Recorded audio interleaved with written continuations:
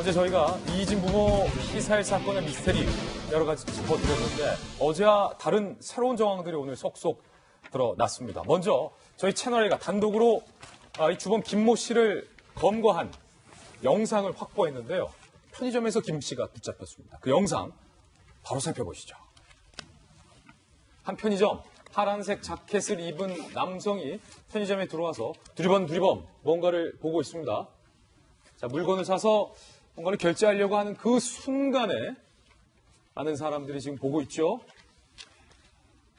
자, 그리고 신분증을 경찰들이 요구하고 그 자리에서 바로 이 주범 김 씨를 체포한 모습입니다. 주범 김 씨를 체포하는 데는 불과 1분도 채 걸리지 않았습니다. 이희진 씨 부모를 살해하고 5억 원을 챙겨 달아났던 34살 김모 씨가 붙잡히는 모습입니다. 당시 이 체포 장면을 목격한 목격자의 이야기 들어보시죠. 사체에 어떤 위험이야 진입해서 약간 데 경직돼 있었죠. 근데 사람들이 들이닥치니까.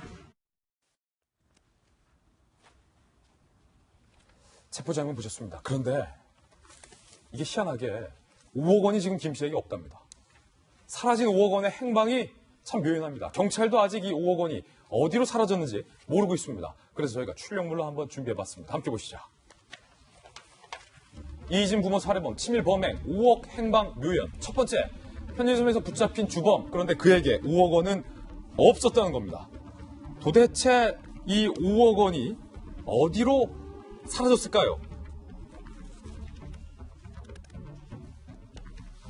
5억 행방 모르쇠. 지난 17일 체포 당시 김 씨에게는 1,800만 원밖에 없었다고 해요. 김 씨가 이렇게 주장했습니다. 평택 창고 보증금, 그러니까 이 부친을 살해하고 부친 시신을 보관했던 평택 창고 보증금으로 1,500만 원 쓰고 나머지는 공범 3명과 나눠 가졌어요 라고만 말했고 그 이후에 진술을 현재 거부하고 있다고 해요. 그렇다면 손소 변호사님, 여기서 우리 손 변호사님의 추리가 필요한 영역인데 이 5억 분명히 김 씨에게 있을 것 같은데 지금 계속해서 없다 모르다 하고 있거든요. 네. 어떻게 봐야 될까요? 은닉 가능성이 있죠. 숨겨놨을 거다. 네, 실제로 현찰이기 때문에 지폐 형태이기 때문에 은닉도 아주 어렵지 않습니다. 특히 지금 피해자 측의 이야기에 따르면은 전체 그 자동차 판매 대금이 15억 원이고요. 15억 원, 그중에 10억 원은 계좌로 송금을 했고 현찰은 5억 원이었다. 그리고 그게 가방에 담겨 있었는데 지금 이 피해자 이야기에 따르면 열어보지도 않았다는 거예요. 얼마인지도 모른다는 겁니다. 그런데 얼마인지도 모르는데 공범들과 나눠 가졌다라고 하는 점도 잘 설명이 되지 않는 거죠. 앞뒤가 안 맞는다. 그렇습니다. 예. 그렇기 때문에 지금 공범들에게 얼마를 나눠 준 것인지 확인되지 않았습니다만 공범과 나눠 가졌을 가능성은 높습니다만 다만 공범에게 얼마를 줬는지 또 주고 남은 돈이 이제 피의자 소유에 있었는지 또 그 금액을 현재 어딘가에 은닉해 놓은 것은 아닌지 경찰이 지금 계속해서 집중적으로 조사를 하고 있는데요. 아직까지 입을 열고 있지 않습니다만 경찰들의 수사 능력이 굉장히 뛰어납니다. 그래서 앞으로 이제 김 씨가 모든 걸 포기하고 다 실토할 가능성도 있습니다만 이게 살인도 굉장히 중요한 범죄인데 강도 살인이거든요. 이거는 경제적인 그런 목적이 있는 겁니다. 강도이기 때문에. 그렇다면 살인 또 강도 살인으로 처벌받는다 하더라도 내가 그로 인해서 얻은 범죄 수익은 꽁꽁 숨겨놓겠다라고 하는 의지가 있었을 수도 있어요. 그렇다면은 입을 여는 순간이 굉장히 뒤로 미뤄지거나 아니면은 이제 그런 상황이 발생하지 않을 우려도 있습니다. 예, 이 김 씨가 5억 원의 행방에 대해서도 부인하고 있을 뿐더러 이희진 씨의 부모를 살해했다라는 혐의와 관련돼서도 묘하게 지금 말을 바꿨습니다. 함께 보시죠.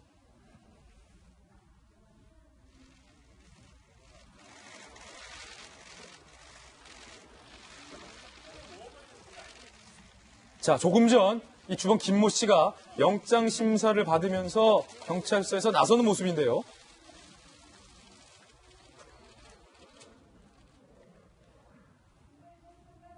자기가 부모를 살해하지 않았다라고 지금 살해를 부인하고 있다고 해요.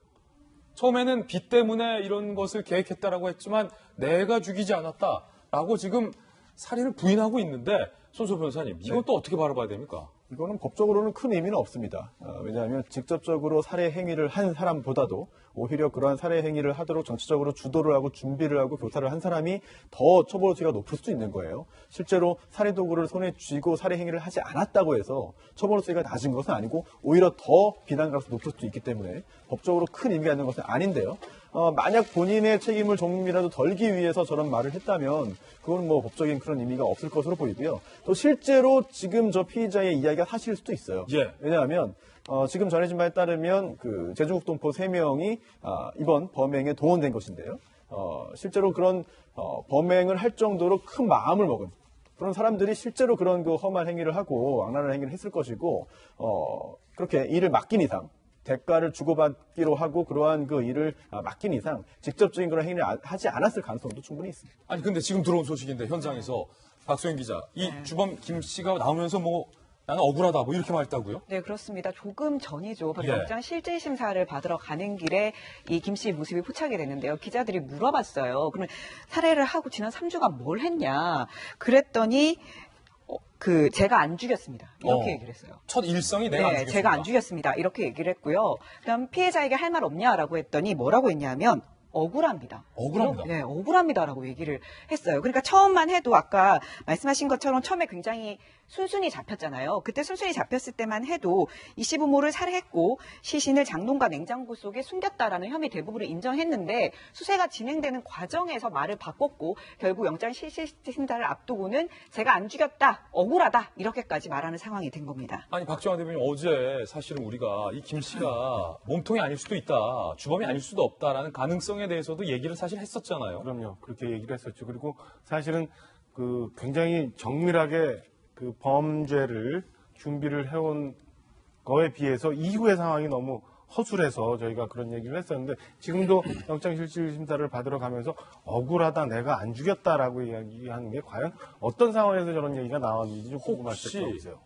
처음에는 계획대로 뭔가 내가 뒤집어 쓰고 내가 주범인 척 행사를 했지만 돌아가는 상황이 심상치가 않고 막상 내 수중에 5억도 없었기 때문에 뭔가 진짜 몸통이 있다면 그 몸통과 짰던 그 계획을 심경의 변화 때문에 바꾼 것이 아닌가 뭐 이런 그럴 추측도 가능성도 되고 충분히 있죠. 지금 그 범행이 일어나고 난 다음에 시신이 발견이 돼서 수사가 들어간 뒤에 3주의 그 텀이 있지 않습니까? 그 사이에 사실은 이 김 씨라고 하는 사람이 또 이상한 행동들을 굉장히 많이 해요. 그러니까 집안에 있으면서 그 이 씨 어머니의 핸드폰으로 카카오톡 대화를 막내 동생과 계속하고 있었고, 그 다음에 며칠 동안 그 집안에 있으면서 마치 그 엄마인 듯한 대화를 계속하고 있었고, 평택의 아버지 시신을 옮겨놓고 난 다음에도 전혀 조치를 취하지 않는 이런 것들이 보면, 지금 손소희 변호사 말씀 주셨지만 현장에서는 현금 5억이 있었지만 딱 나머지 돈 말고라도 일단 이 차 판 금액만 해도 10억이라는 금액이 또 어딘가 지금 있는 거거든요. 그렇다면 이 3주 동안 이 김 씨는 또 다른 누군가와 교신을 하면서 이 범행의 최초 목적을 위해서 뭔가 노력을 했던 거 아닌가라는 의심을 해볼 수밖에 없는 상황입니다. 예. 관여된 사람이 많은 경우에 누가 주도했는지를 당연히 밝혀야 됩니다. 그래야 처벌 수위도 결정되기 때문인데요. 이런 경우에 범행의 동기를 확인해야 전체 관여자들의 역할 그리고 그 역할의 정도 등을 파악할 수 있는데요. 이 범행 동기가 아직 명확하지 않아요. 아직 수사 초기이기 때문이기도 그렇겠습니다만 명확하지가 않은데 일단 이제 이진 씨 관련돼서 투자 관련된 그런 손해를 본 그런 피해자들의 보복 아니겠느냐라고 하는 그런 짐작이 최초에 나왔거든요. 근데 일단 경찰에서는 그건 아닌 것 같고 그건 아닌 것 같다. 그래서 지금 그 중고차 매매 대금, 거액의 매매 대금을 노린 그런 강도 살인이다라고 일단은 어제 비공식적으로 입장을 밝혔죠. 그런데 그게 아니라 두 개가 다 합쳐져 있을 가능성도 복합적으로. 네, 충분히 있어 보이고요. 결국 동기를 따져봐야 된다. 지금 이 피의자 김 씨는 이거 채무 때문에 내가 돈 못 받아서 이렇게 했습니다라고 하고 있습니다만 사실 그렇게 이해하기에는 약간 좀 석연치 않은 부분들이 많이 있거든요. 그러니까요. 따라서 지금 현재 이 범행의 동기를 밝혀야 도대체 누가 관여했고 또 누가 이른바 몸통 이 범죄를 주도한 사람인지를 확인할 수 있을 것 같습니다. 5억이 어디 있을까? 지금 뭐 창고 보증금 내고 4억 정도. 그럼 4억은 어디 있을까? 중국 동포 3명이 4억을 갖고 날랐을까? 이건 합리적이지 않은데요. 이상한 건 이뿐만이 아닙니다. 두 번째 출력물도 한번 살펴보시죠.